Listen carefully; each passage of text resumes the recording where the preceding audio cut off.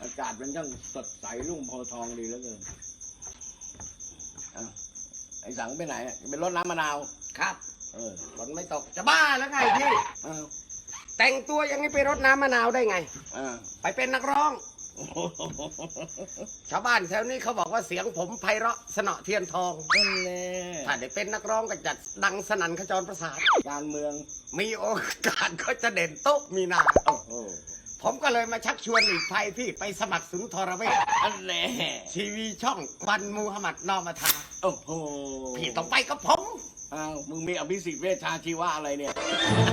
มีจุดประสงค์สุดสิริอะไรมาบังคับข้าปล่อยให้ข้าได้มีอิสระเสรีกิเตมีเวทหน่อยได้ไหมมีเสรีแหมจะให้ข้าพาเองไปสมัครสุนทรเวชที่ช่องวันมูฮัมหมัดนอมาทาถ้าเองเสียงไพเราะถนอมเทียนทองจริงๆนะเองอยู่กับที่นะคนเรามันต้องมีศักดิ์มีสีเวลาลังสีพามาหน้าคุณหน่อยเว้ยเป็นไงเจอกูบ้างเป็นไงจับไม่เลือกกันผมไปดีกว่าเอาจะไปไหนไปประจวบชัยสารไปทำไมสาธิตวงหนองเตยเกี่ยวกับปลูกสับปะรดแล้วก็ไปงานพบปะวิทย์วงสุวรรณสังสรรค์สรุตานนท์เลี้ยงรุ่นมาทั้งคอรมอ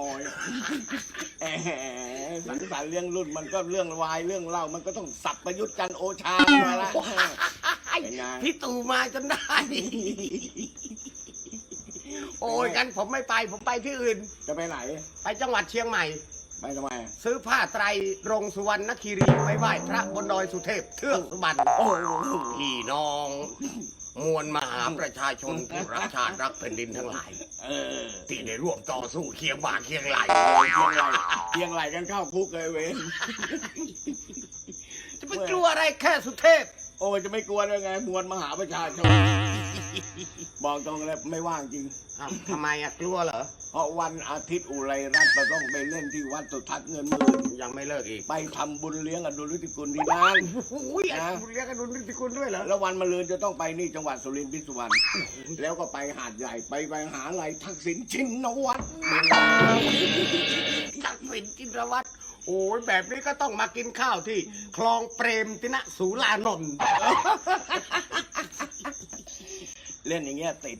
คลิปคุกเฮียไปไม่ต้องเล่น